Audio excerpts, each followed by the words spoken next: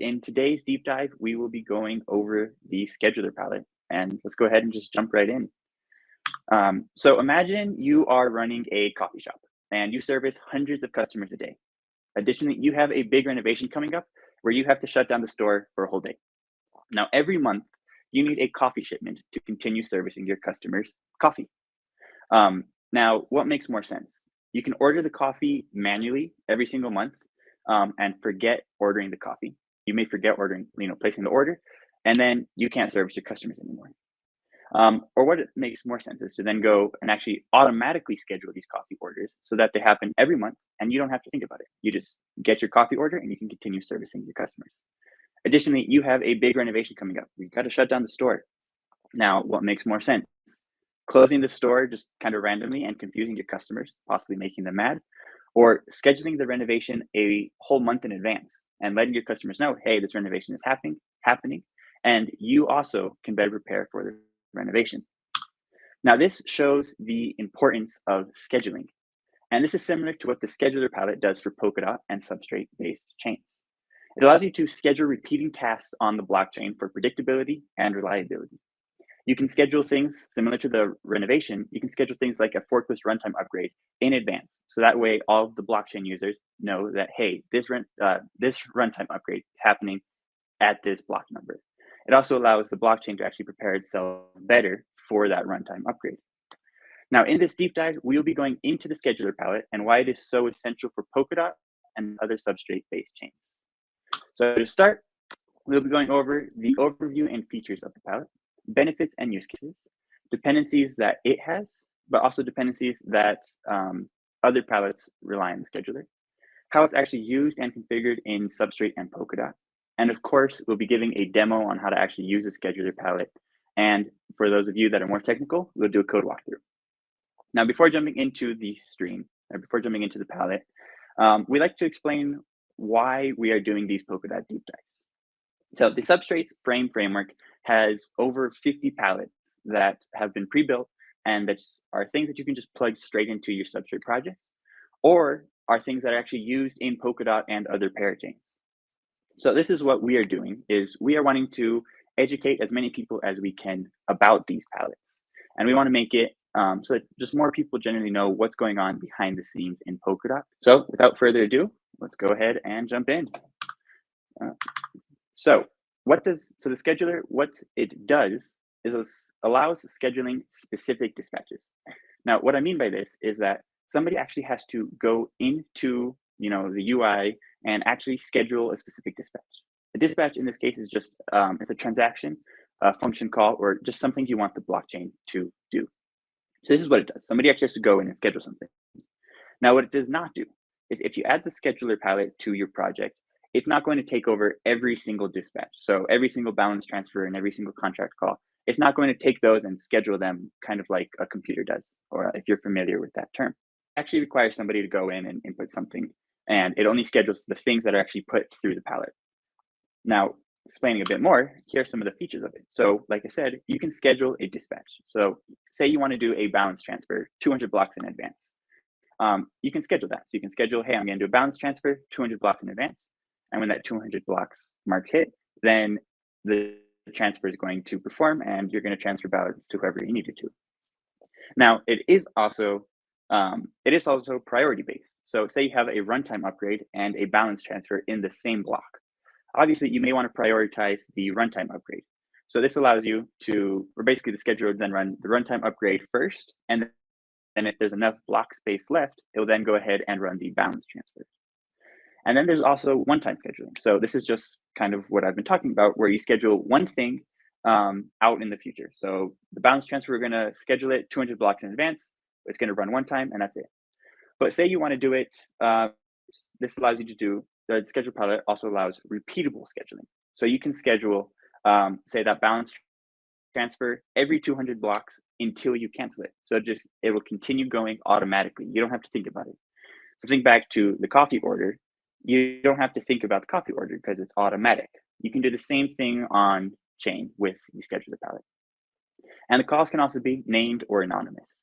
So what I mean by this is that you can add an ID when you schedule a task, schedule something. You can add an ID to it. Now, this ID can be seen, so it's like if you're doing a balance transfer to Alice and a balance transfer to Bob, you may want to distinguish these two easily. So you add an ID, it's like Alice's transfer and Bob's transfer. And then there's also an anonymous scheduling, which just doesn't have an ID to it, but you can still see what the actual call is if you look into it. Now, of course, Substrate has super origin primitives. So the scheduler palette actually exposes the origin. Now, what this means is the origin is basically who is making the call. So whether that's a root origin, a governance origin, or just somebody that signed a transaction, these are all examples of origins. And the scheduler palette allows you to choose which of these origins are actually allowed to schedule calls. So for example, in Polkadot, it's set so that only a root origin or a governance origin, such as democracy or council, can actually schedule calls. So just the average user can't go in and schedule calls as is on the Polkadot blockchain. Now let's actually talk about some benefits and use cases here. So it allows for execution predictability. So we know exactly at which block a dispatch task will take place, and we know what priority it will take place in. Furthermore, people can actually go ahead and look at all of the scheduled tasks, so they know like, hey, this runtime upgrade is happening at this block. Maybe I don't want to submit transactions then, just to make sure that my transaction goes through in a more reliable manner. If it's anonymous, you can look up the block, you can look up the task by block number. And if it's named, then you can actually look up by the task name and block number. And then you can, like I said, you can prioritize important dispatches. So for example, that runtime upgrade may take priority. So you want this one to be run first before anything else is at that specific block. And then of course, this is one of the most used things in Polkadot is actually forkless runtime upgrades. Is you want to schedule out the runtime upgrade in advance. And this provides stability because it allows the blockchain to structure basically what the block looks like better, and it can fill up, because runtime upgrades are heavy, it can fill up the entire block with just that one runtime upgrade. And then going back is the predictability around this. Users can say, hey, this runtime upgrade is happening right now, let's now submit transactions there. And then one of the super nice ones is repeated scheduling.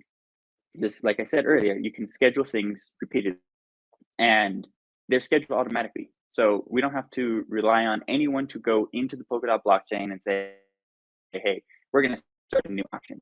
It does it automatically, and so it's just if a new chain wants to onboard, it's very predictable because at this basically the same amount of block numbers, they can expect a new auction to start and a new auction to be closed. And these repeated tasks will keep going until somebody actually cancels it.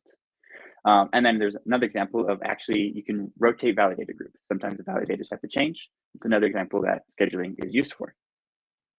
And no questions, it looks like. Okay, so let's look at some of the dependencies on it. So first, scheduler palette is used, it's used in other palettes as well. So such as democracy. Democracy heavily relies on the scheduler palette. Most of the calls will actually go through the scheduler before actually being executed. It's leveraged directly in runtime. So Polkadot, Kusama, West End, and a lot of the parachains also implement the scheduler in their own runtime. We're talking about predictability, reliability, smoother runtime upgrades. So it's a very used palette. It's an essential palette to the ecosystem. The palette itself does not actually use a lot of dependencies. So the core pallets it relies on are the support and system pallets, which every pallet relies on. And then the functional pallets, like actual other pallets, is the pre-image pallet. Now, this pallet is not actually necessary, but this does basically the pre-image pallet allows you to submit a transaction beforehand, like you submit the hash of it, and then you can take that hash and then put it into the scheduler pallet. And okay, so now I'll make it simple for anyone. So even if you're not necessarily familiar with code, you could still understand this. So we're going to actually talk about how it is used in Polkadot. This is how it's actually configured in Polkadot. So to start, we have the maximum weight and the max scheduled per block. So you can actually choose how much weight of the block can the scheduler take up? Or in other words, um, how much of the block can the scheduler take up? You know, because there's limited space in each block. So sometimes the scheduler may take up all of it, or you can configure it down. So in the case of Polkadot, they allow 80% of the block to be taken up by the scheduler. Now, this is such a large number because, well, runtime upgrades are very big, and it's useful to, you know, give that extra room to the scheduler if it needs it. And then max scheduled per block is basically how many scheduled tasks can there be per block. So in this case, Polkadot's case, it's 50 tasks. And now we'll look at the schedule origin. This is what I was talking about, where you can do a customizable origin. So the schedule origin on Polkadot, this either of diverse is basically, hey, we're going to allow either this origin or this origin. So in this case, it's the root origin, which can come from things like, because there's no pseudo pallet, it can come from things like democracy is where root origin can come from. And then there's Pallet collective, and Pallet collective is just the council. So there's council members on Polkadot, and that council can actually submit things to the scheduler. Now, this does not have just any user. So a regular user can't just go into the scheduler and say, hey, I want to schedule a task. It can be configured that way, but it is not configured that way for Polkadot. Okay, there we go. Now, this is kind of a cool one here. It's a bit bigger, but this origin privilege comparison. So what this is for because scheduled tasks can actually be canceled. Okay, so what this one is for that canceling, because if you start, basically what it does is it compares that the starting origin that actually placed the scheduler call and the origin trying to cancel the scheduler call are either the same, or that the one canceling it is greater than the one that placed it. It's kind of confusing, so I'll go a bit slower. So basically, if a council, or let's say a root origin, placed or scheduled a task. Okay, they scheduled a task to happen, you know, X amount of blocks in the future. Now, the council origin is actually trying to cancel that task. They probably will not be able to, or they will not be able to, because the root origin is greater than the council origin.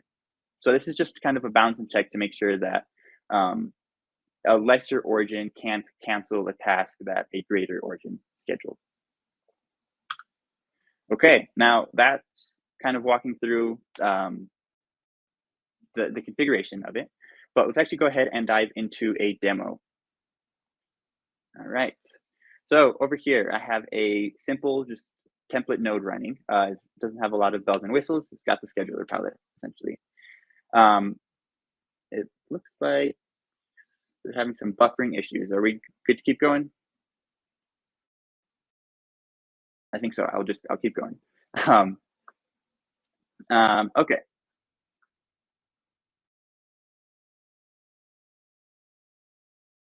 Okay, there we go. All right, so right now we are at block 436. Now what we are going to do is we are going to actually schedule a runtime upgrade. So this is something that's very commonly used in Polkadot, and probably the most used case for the scheduler is schedule runtime upgrades. So we'll go ahead and do that. Now what we're doing is we have added this awesome new palette right here, and we basically want to do a runtime upgrade to be able to use this palette. So we're at block 440 right now. So let's go ahead and go to sudo, because that's how this chain is configured, is we're just going to use sudo to schedule it. So scheduler, let's do a schedule named, and let's just name it awesome runtime upgrade. Now let's do block 455, and we're going to set code, and now I need to upload a file. Just 1 second here. There we are. Submit sudo, sign and submit. And we should see this go through. There we are. Network Explorer. We can see a scheduler was scheduled for block 455, and we can see that the sudo went through. And now if we go to this network tab and scheduler, we can actually see it here. So we can see that this is scheduled on block 455, and it's about 36 seconds remaining to it. Now here's where the named the named schedule comes in, because there's this ID right here that says awesome runtime upgrade. So if we wanted to, we could name it other things, or if we had more scheduled tasks, it would be useful to distinguish them. So let's go to the Explorer. We're at block 453. So in just a couple seconds here, about 6 more seconds, we will actually see this schedule happen. Now, when you see it happen, you should see right here, we see our number went up to 200. Let me go ahead and refresh the page. And now if we go to our extrinsics, we can see the new awesome palette right here. So there we are. So that was an example, a pretty simple example, but the most common example for actually using the scheduler. Okay, now code walkthrough. Let's go ahead and jump into it. Okay, so over here. Okay, so let's start up here. So these are kind of just those configuration traits that we went over for Polkadot. So it allows you to specify like what is the type for the pallets to be called? What is the runtime call look like?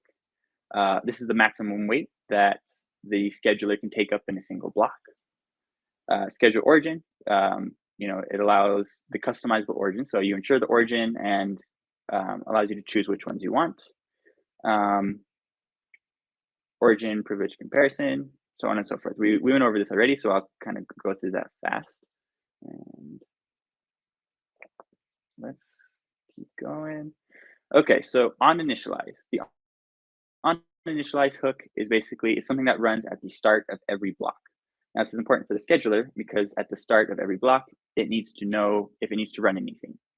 So if we go to the service agendas, which we'll do in a second, this is basically, it's going to look through all of the scheduled tasks, and it's going to find it's going to compare the current block number to those tasks and see if it should schedule that block, if it should dispatch that actual task or that transaction.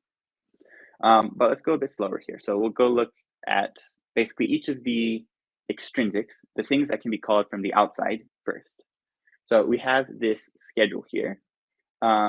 And this one allows you to schedule an anonymous task, okay? Because there's no ID associated. It's an anonymous task.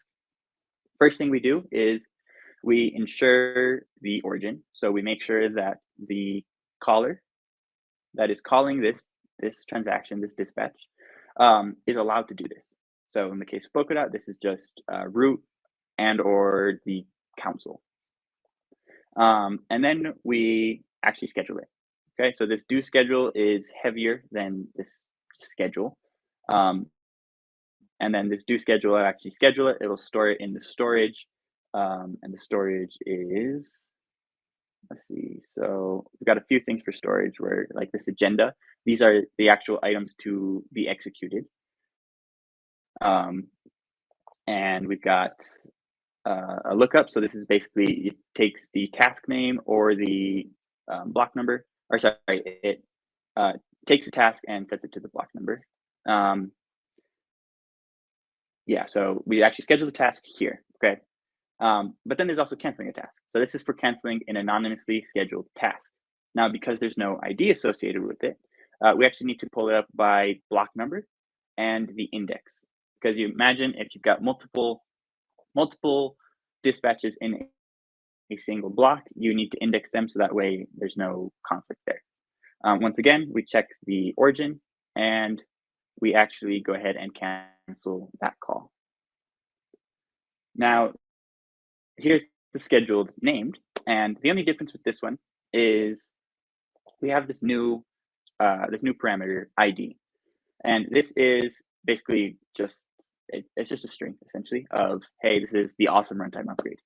So you take that and then you can do this do scheduled name, which will once again store it in storage and get it prepared to actually be executed on this block. So when is when it'll actually be executed.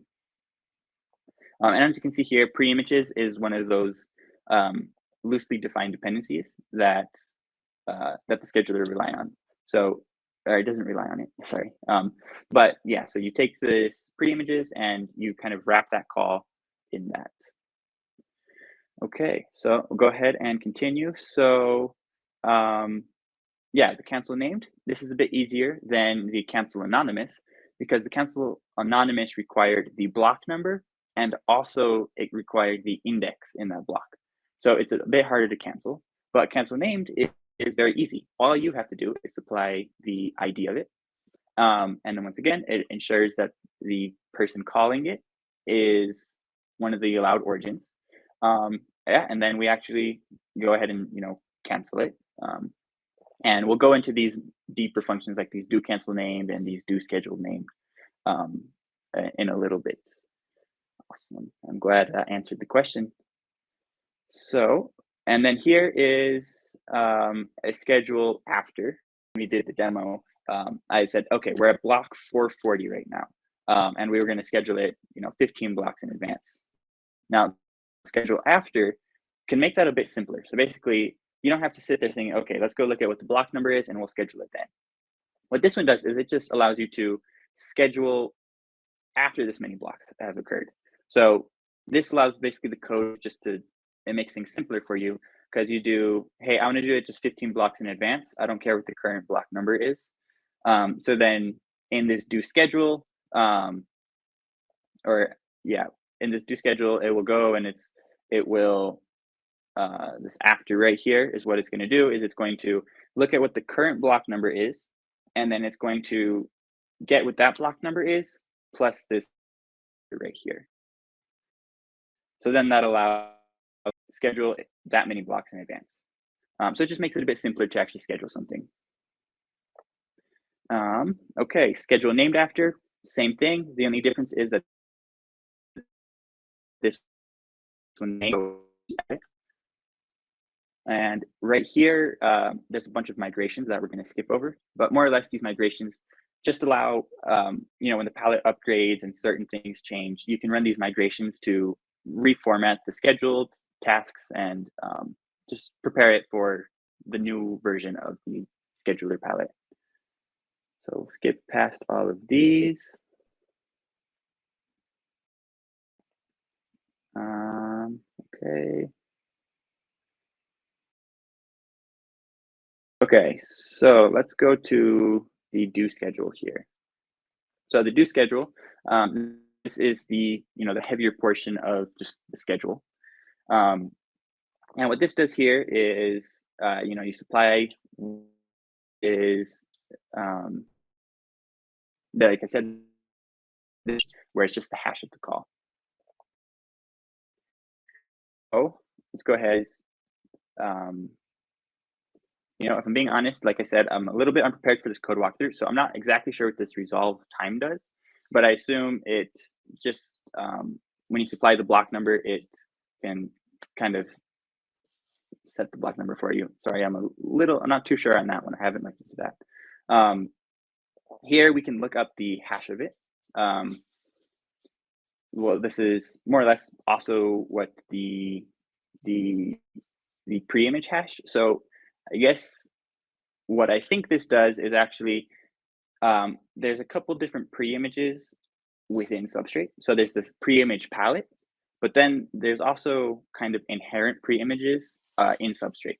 So I think this is the pre-image is kind of stored in like the primitives, but then this one will actually allow you to look up maybe, for example, from the palette. Because if you store it in the palette, then you can look up the hash of it, and then you can, like right here, you can get it from there. And let's see, so maybe periodic. This is that idea where you can do repeated tasks. Okay, so if you want to do something every 500 blocks, then you can choose that here. So you add this maybe periodic, and it is an option. So it can either be none or it can be something, right? And that something is how often you want this to happen. So this filters through that. So if it is periodic, then we will put that in here. Otherwise, we can just put a 0 in, or a none rather. And then here, this self place task will actually place the task into the into the storage, and it can await to actually be executed. Okay, so let's keep going. So do cancel here. So what this one does is, well, it cancels a call based on the index and when it's supposed to occur. So we will, this agenda is where the agenda is the scheduled tasks. Okay, so that's where things are stored. So we're going to go ahead and mutate it, or try to mutate it. And we're going to input the win and the agenda. So let's look through this. So right here, this is what I was talking about with the privilege comparison, where a council can't cancel a task that was submitted by the origin. Okay, so in the actual scheduled tasks, we store what origin scheduled this task. So this allows us to, in the future, check what origin is trying to cancel the task. So right here, we're passing in this origin of, hey, who's trying to cancel the task? And then here we're comparing it. So we're going to compare what the origin was that placed it to the origin that is trying to cancel it. If it returns the ordering is less, then we want to return bad origin. Okay, so if we go back to the slides real quick, actually, we can look right here. So you can see that we return if, say, it's this raw origin root, which is greater than anything, we're going to return ordering is greater because it's the greatest that it can be in terms of origins. But then down here, what we're doing is we are comparing these two these things from the council, which is basically how many members there are and how many yes votes there are. So we're going to compare that, and if it comes up as ordering greater, then it can go ahead and cancel the call. But if it comes out as ordering less, then it can't cancel the call. And then up here, you can see it says if left equals right, then they're equal. And if they're equal, then yes, they're allowed to cancel the call as well. Let's go back to our code. Okay, so that is canceling. And keep going. Okay. So let's see. So this S right here,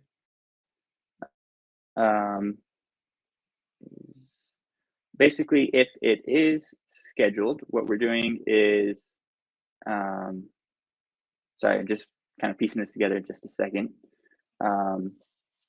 So if this scheduled task right here, so if it's not a bad origin, then let's go ahead, return our scheduled task here. Now, if the scheduled task is not nothing, it's something, right? Scheduled and then something, then we'll want to drop it from the pre-images because we no longer want to store that hash on chain. And so we're going to drop that, we're going to get rid of it. And then we're going to clean up the agenda, which will actually go from the, let's see. We'll go look at cleanup agenda in just a second, because I think what it does is it actually checks for essentially holes in the agenda. So like if the agenda has, hey, this specific task says none, then what we want to do is we want to clean it up.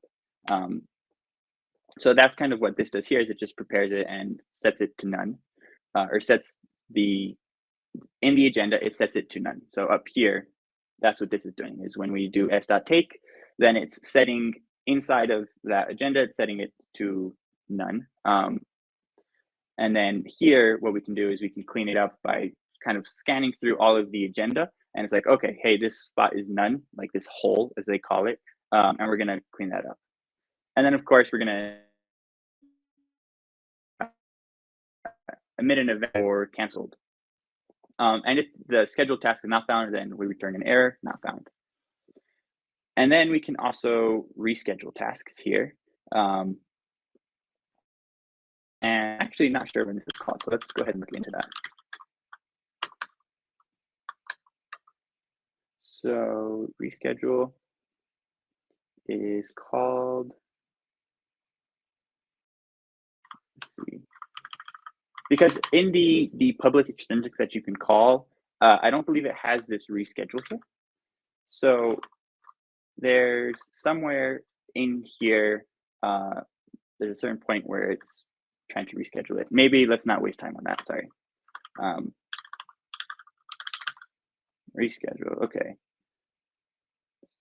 Schedule, okay, reschedule, okay. So right here is a do reschedule named, and basically, you put in it takes in the new time, and since it's the named one, it takes in the ID. So we can go through, look up that task based on the ID. So the lookup is based on ID, and then it actually turns that specific agenda or that specific transaction to be called right here. So we'll pull that out, and then if the new time that they want to reschedule it to is not or is equal to what the current time is, then we'll just go ahead and say, hey, no change. And we can actually try to mutate it here. And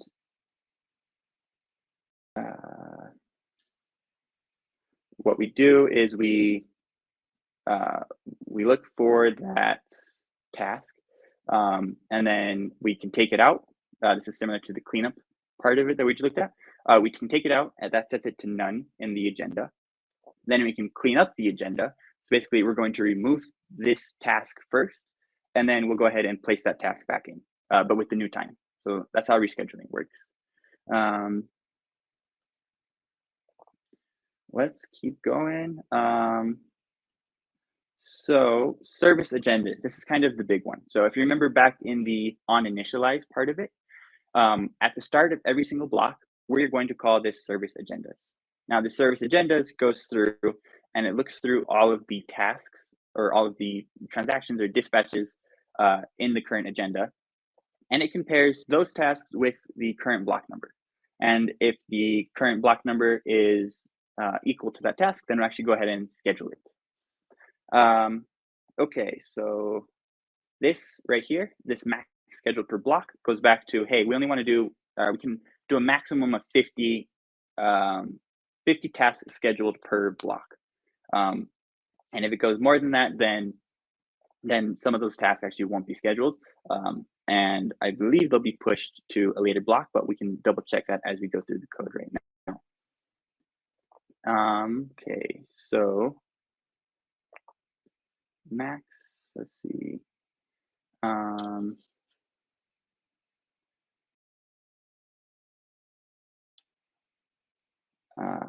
Let's see. So I think right here, like I said, I haven't had time to properly review the code beforehand, so I'm kind of just going along.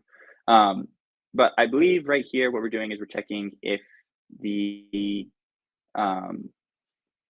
we're checking. We're looping through all of the agendas. So we're going to go to this service agenda, which is based on. Let's go look at it. So we're going to pull out this specific agenda based on when it's occurring. And then we're going to loop through all of those agendas, and we're going to order them by their priority. Okay, so what we're doing is we're pulling out all of the agendas at that specific block, and then we're going to iterate through them, and we're going to filter them by priority. So this goes back to where you can schedule things by priority, and you want the runtime upgrade to go before the balance transfer. So we're going to sort those by priority based on what's been ordered.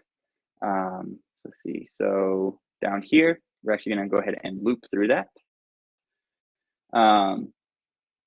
So we take the ordered right here, which is the ordered tasks, and if the task is actually something, then we'll go ahead and return that. If it's nothing, then we just continue. We skip past it.